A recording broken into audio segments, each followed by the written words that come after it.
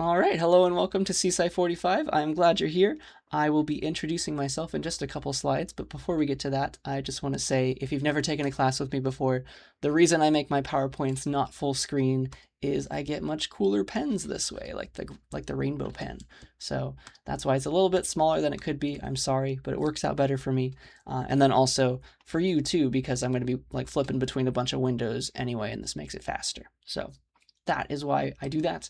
And everything you see here, including all of my marked up slides, you are getting. So every video will come with the slides and you'll have access to the code. So don't feel like you have to write every little thing down. Just write down the most important things. So that'll make things easier on you too. So here's like a list of topics that we'll be talking about later today. And yeah, let's get right on into it. Let's talk about me for a slide. Hello, everyone. My name is Lawton Nichols. I use he, him pronouns, and I will respond to whatever you want to call me. You can call me Mr. Nichols, you can call me Dr. Nichols, you can call me Professor Nichols. But honestly, I'd prefer if you just dropped all of those and call me by my first name. Please call me Lawton. The thing I like to say every semester is, I don't want your fake respect. I want to earn your real respect, right? So please call me Lawton if you'd feel comfortable doing that. I'd appreciate it. And a little bit about my background is I went to Fresno State for my undergrad. That's not too far away, right? And then I went to UC Santa Barbara, UCSB, for my master's and PhD. And all of my degrees are in computer science. So in theory, that means I can teach you something. We will find that out together as the semester keeps going. So yeah, I like to do normal human things in addition to being a teacher. I like to dance. I like to play guitar. I like to go running and hiking. So maybe we can bond over one of those things as the semester progresses. And then I also have the cutest cat ever. His name is Lonzo. This is him as a kitten. He is a little bit older now, of course, but yeah, I named him after Alonzo Church, who was the PhD advisor at Princeton of Alan Turing. So he kind of paved the way for Alan Turing, who did a bunch of cool things. So yeah, look him up if you've never heard of him. I named my cat after him just to, like, I don't know, dedicate my firstborn son to the cause. So yes, that's a little bit about me. And thank you in advance for putting up with me as throughout the semester. I know we live in weird times, so we'll try to get through everything together. I'll be here for you. You'll be here for each other. And yeah, we'll come out at the other end stronger and having learned some stuff. So yeah, let's get through now that boring stuff that we have to talk about on the first day. I don't want to do it. You don't want to do it. We're just going to go fast. Please read the syllabus. Remember, that's on you. There's things I won't talk about that are written in there that I will be holding you to. So please make sure to go through the syllabus, but I will give you the highlights, all right, for the first little bit of this lecture. So yeah, first, before we do that, let's kind of talk about like why we're here. Like, why do we have a class called CSCI 45? Why do we need this one? So what we're going to learn about in this class is how a computer works deep down, like how to build a CPU and how like the CPU interfaces with main memory. Like all of those things we've kind of like swept under the rug. Like we haven't talked about them at all yet, have we? We've learned how to program pretty well, but C++ isn't really at the low level of the CPU. I guess you got like pointers and stuff, but that's kind of as close as you've gotten to touching the bare metal. We're going to learn how to like build a CPU, all right? It'll be a simple one, of course, but we'll get to that, and that's really cool. And so once we learn about how a computer works, like really deep down at the low level, like how to build one kind of, that will help us be a better programmer, in my opinion. Once you kind of understand how like your C++ high level program is running at the machine code level, like what's happening on the CPU, how's it interfacing with memory and the cache, then you're going to write much better and faster programs. And that's what we want, right? When you become a software developer. So that's really good. So that's why we're learning these things. And one of the ways to get there is we need to learn how to talk to the CPU. So that's called assembly language. So we're going to learn that this semester. We're going to learn a kind of assembly language, and that is just the language that lets you talk to the CPU directly. So that is like the lowest level thing that the CPU knows how to do. You can tell it to like add two numbers. There's an assembly language instruction for that. So this is the lowest piece of like programming that you can give to the CPU. It's called assembly language. We're talking directly with the bare metal. And because of that, and because there's a bunch of different kinds of CPUs, you've maybe heard of like ARM processors, you've got like Intel and AMD processors, and there's plenty more where that came from. That means that there's a bunch of different assembly languages. So we're going to pick one for this class. We're going to pick ARM assembly for this class, 64-bit ARM assembly. but there's plenty others that you could learn. But honestly, once you've learned one, you've kind of learned them all. It's pretty easy to pick the others up. So we've picked this one, and yeah, so that's kind of the main bit of the class. And also, CSCI 45 is meant to be the last class you take, usually before transferring somewhere. So another goal of this class is to just kind of fill in any gaps in your computer science education, things that we didn't hit hard in another class that I feel are important, that you'll need later. I'll give you here too. All right, so the goal is to make sure, like, if this is your last class, you should be able to feel very confident to transfer anywhere you want, even to a really good school, and to be able to hang with the students there. All right, so that's what we want for you. And so that's kind of how I've designed the class. All right, so yeah, let's talk about just kind of the logistical things now, the boring things. I'm so sorry. We'll get through them together though. All right, so, okay, this is an asynchronous class. I'm gonna record every lecture up in front and like give you links to them. You'll get all the stuff like you're watching this one now.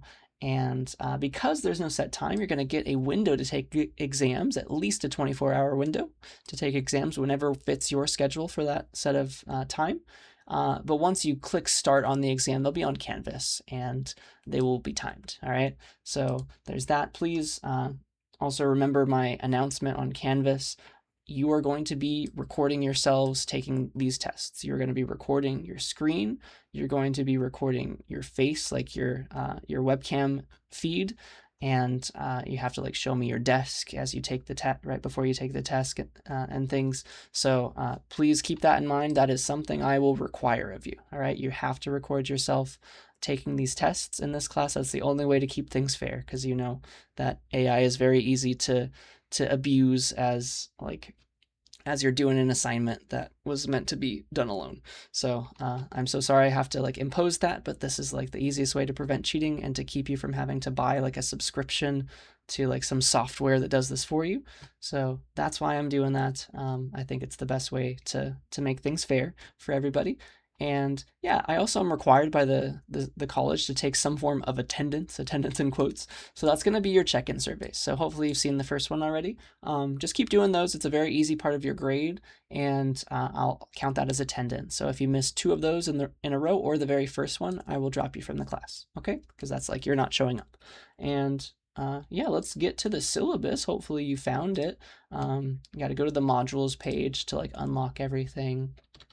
So let's get there, and then yeah, you'll find the syllabus, and you can download the PDF or like look at it. Let's see, I'll just click the download link real quick. There we go. So here's us, and you may be watching this in a future semester when I haven't changed much. So this is the current semester for the time of this recording, at least. So yeah, here is the syllabus. There's a bunch of things that are written here, and the first thing you probably care about is like, what kind of assignments are we doing, and what is the grade breakdown? All right, so there are a few different kinds of assignments I will give to you in this class. I'm going to give you some written homework assignments, which you'll do on paper, or you can like do virtually, and you'll upload like a PDF of your final answers. That's a part of your grade, and then you'll have to do a lot of programming, of course, too. So I'm going to give you a bunch of labs on our class server where you will program either in like C++ or assembly, or a combination of the two, or the C language, and that will be the biggest chunk of your grade. And then there's the check-in surveys, which is attendance for us. And then it's also good for me and you, because it's kind of, I'm going to ask you questions after the first week at least of like, what are you struggling on? How do you think you can improve? So that'll help me and also help you, like you're psychoanalyzing yourself, and that will help you do better. It's proven. And that's a very easy 5% of your grade if you just do all of them. Okay, so there's that. We will have 2 midterms in the class. It's an 18-week class, so I'll try to split it up into thirds. So week 6 and week 12 will be our 2 midterms, and they will each be 15% of your grade. And then there will also be a final exam, but the final exam is going to be worth less than a midterm because I also want to give you a final project in this class, all right? Because this is supposed to be like a capstone, the last class you take. I'm going to have a final project in this class, and that will take up like some of the percentages that would have been your final exam. So that's why I'm doing it this way. I think you will enjoy the final project. It will be very open-ended. You'll get to choose what you want. And yeah, that is the grade breakdown. I also give extra credit for this class. I'll give you some extra credit opportunities around test times. And then also there is an ACM club on campus. Sometimes they do virtual club meetings as well, but it's probably usually on campus. If you go to one of their workshops, I will give you half a percentage point towards your final grade. So that will be an easy way to get extra credit. If you go to any ACM club workshop, I will give you that much. But there's also plenty that I'll give you in class. And just to keep things fair for everybody, just in case like you're a student who doesn't live near here, I'm going to cut everybody off at 10% extra credit. That's the cap for everyone, because that's as much as I'll be giving in terms of like class assignments that everybody can complete, all right, for extra credit. So that's extra credit stuff. We do have a final exam date. See the syllabus. If this is a different semester, just scroll down. It's going to be in the same section of the syllabus, but for us, this particular semester, it's this range. I will give it like I'll give us always a 24-hour range at least to take the exam. But for the final exam for this semester, I like to just get it over with because there's no set time. We'll do the Monday and Tuesday of finals week. That will probably be what it is for anybody watching this in the future as well. But yeah, that's when I plan to do it this fall 2026 semester, and probably all the future semesters where this is an online class. And yeah, I think that's all that I wanted to say. Yeah, I'll also drop some of your lowest scores. See the syllabus for more info on that. So like if you miss a week, you have a bad week, and you don't get an assignment in, then it won't penalize you. So you're welcome. As far as assignments go, I also have some rules about due dates, all right, that are different to other professors. This is also listed in the syllabus. My rules for assignments in this class is that everything is going to be due at 5 p.m. so that I'm awake when things go wrong, because there's a lot of technical difficulties that happen in a computer science class. So everything except for the check-in surveys, which are due at 5:30, every single assignment in this class is due at 5 p.m. for everyone, all right? Unless one of these exceptions applies to you. So this is just make sure that I'm awake when things go wrong, because we know that things go wrong by now. We've taken enough computer science classes. Oops. So yeah, if you see a due date, it should be marked. It is marked on Canvas with the correct like time and everything. But if you see a due date and the exceptions that I'm about to explain don't apply to you, it is not due at midnight. It is due at 5 p.m. All right, when everyone is awake, including me. So all right. I do make some exceptions to that due date rule for certain students. So if you're in any of these camps, you let me know, okay? And I will put you into the right groups to make sure you get your extensions. But I give extensions to students who work at least half time. If you work at least 20 hours a week or more, school doesn't count, right? I don't care how many units you're taking. Some of us, we have to work, right? So then I will give you an extra 7 hours on all your assignments. So your assignments really will be due at midnight on the date that they're assigned, on the date that they're due, excuse me. And then also, if you are a full-time worker, if you work at least 40 hours a week, or you do something that is the equivalent of a full-time job, like you care for a child, then something like that, I will give you an extra 15 hours on all of your assignments. All right, so that makes it due at like, I think 8 a.m. the next day. So you can either stay up late or wake up early, and you have a lot of wiggle room to get things in. And I hope we can all agree that anybody who falls into these two categories deserves that extra time. So if any of those two apply to you, please let me know which one, and I'll put you into the right group to get you that extra time. All right, so these, though, are for assignments only. All of our exams are going to have the same exact window. All right, so these are just assignment extensions, not exam extensions. Okay, so that's my due date policy. Just keep that in mind as the semester goes on. And then I also accept a lot of late assignments. So I will accept late assignments up to the Friday before finals week. So that's the last day of instruction. So the Friday before finals week, I will let you turn in a late lab or a late check-in survey, things like that. But the second you turn something in late, I'm going to give you half credit. All right, that's the penalty. That's the give and take. Okay, so I'll give you a half credit penalty for that. And yeah, so we all know that 50% is better than 0. So please get those assignments back in if you miss one. So that's great.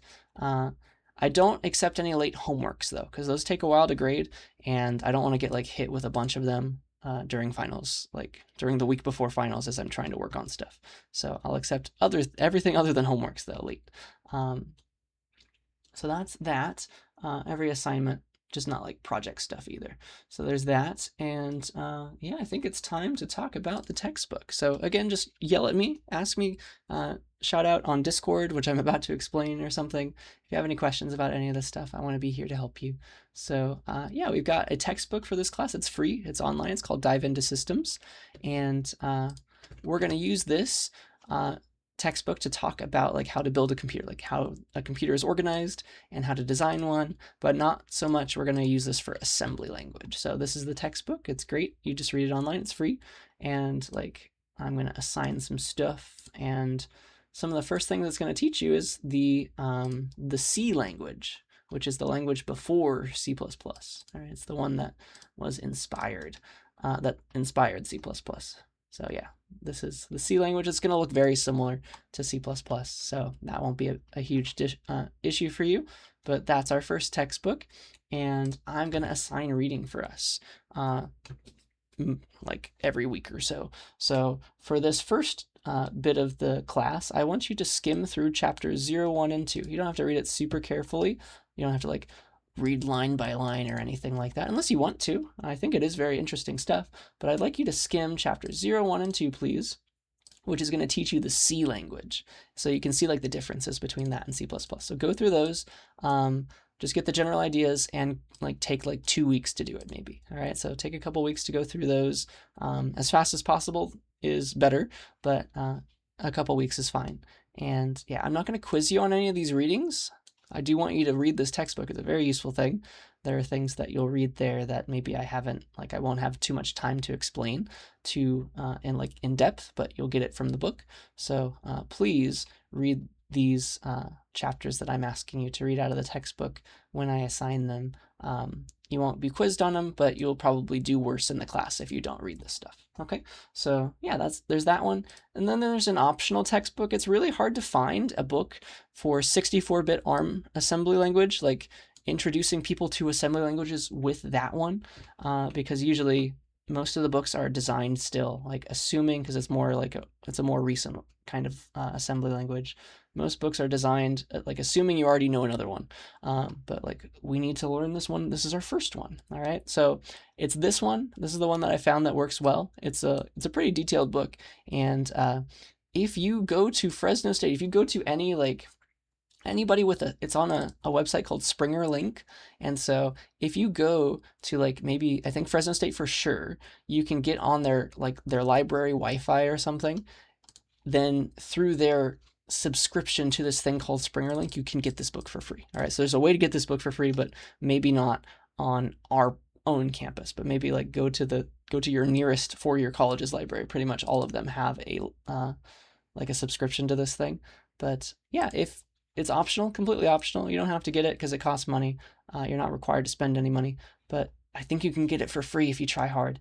And yeah, get it and read it as fast as you can. I won't assign anything from it because I'm not forcing you to get it, but it will make you a better assembly language programmer. It's a great way to like hear things that I'm talking about in a different light. And yeah, I think it'll save you time. That's kind of the idea. You can get everything you need to get out of my lectures, but I think this will save you time in the long run to read all this. Okay, so yeah, that's the idea, and it shouldn't take you too long to skim it over because there's some chapters that you don't need to read because they're talking about like a certain kind of hardware that you're not going to use in this class. There's other websites with tutorials, but if you just search Google or your favorite search engine for 64-bit ARM assembly language, like tutorial or something, that will also help. All right, so I found some of those already, but use whichever one you like. Try to get the book if you can. There's a way to get it for free through the Springer Link website through people who have subscriptions. And I think that's all that I wanted to say about it. So yeah, read it if you would like. Can only help you. It's optional though. All right. I next want to talk about expectations. Just a slide on that real quick. I do want to say that this is a 4-unit class, right? It's a challenging class. It's kind of like our culmination capstone kind of class in computer science here. But I of course believe in all of you. But you got to do the work, all right?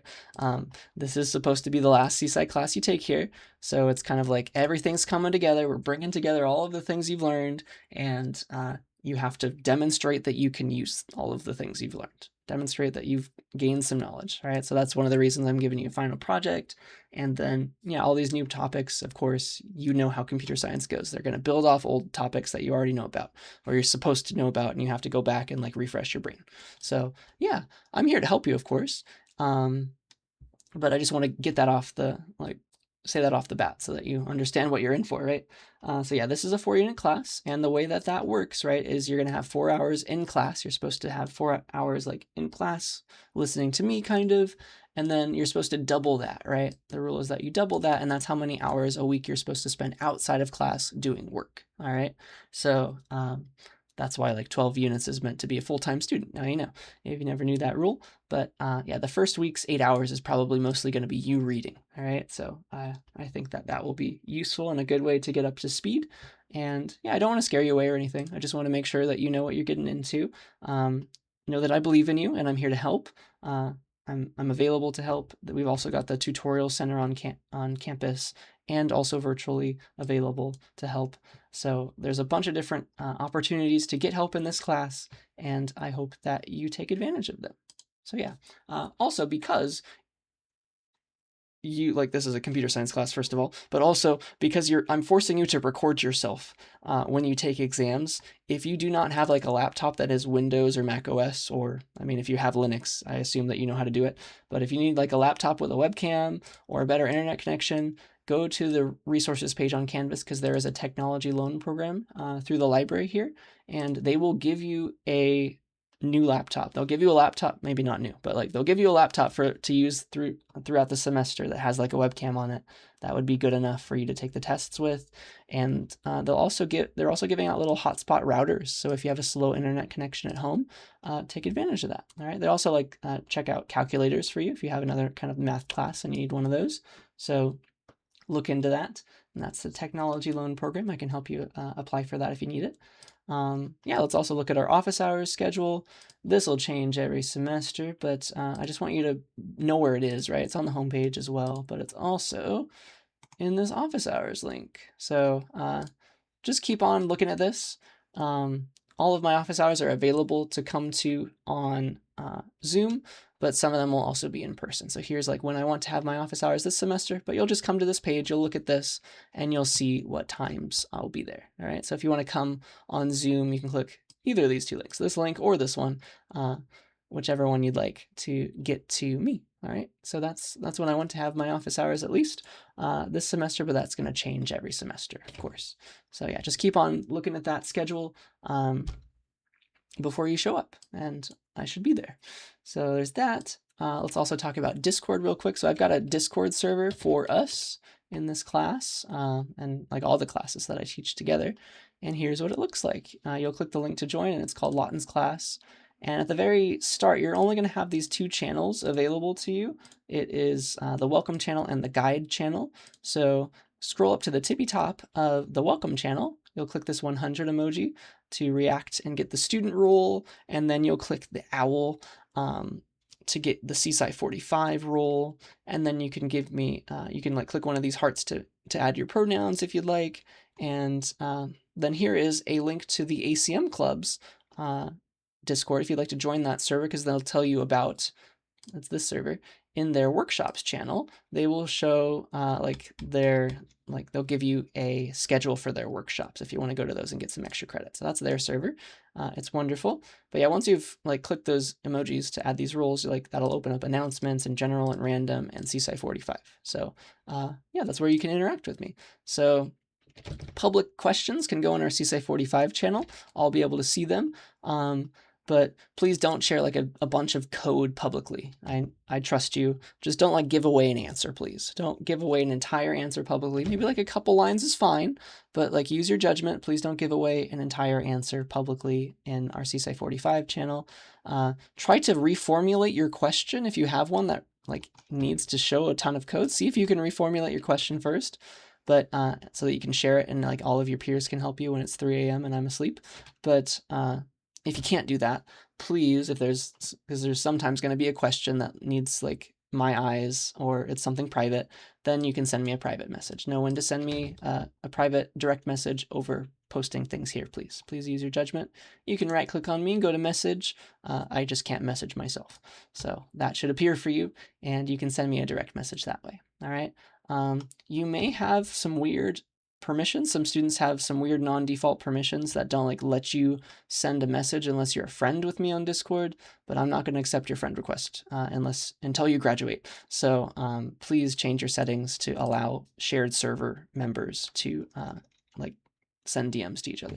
So that's our Discord. Use that for discussion with your peers. Use that for asking me questions publicly. You can also send me direct messages if you have a private question, but please use Discord for all of that, for talking to me, okay?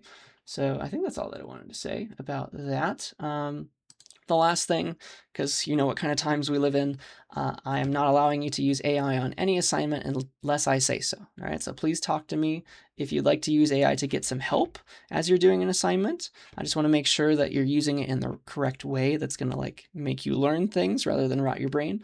So no AI on assignments unless I say so. Please come to me if there's something you'd like to use AI for. You think that would be helpful. I just want to make sure you're using it as a tutor rather than something that does your assignments for you. All right, because that wouldn't be fair and you wouldn't be learning that way.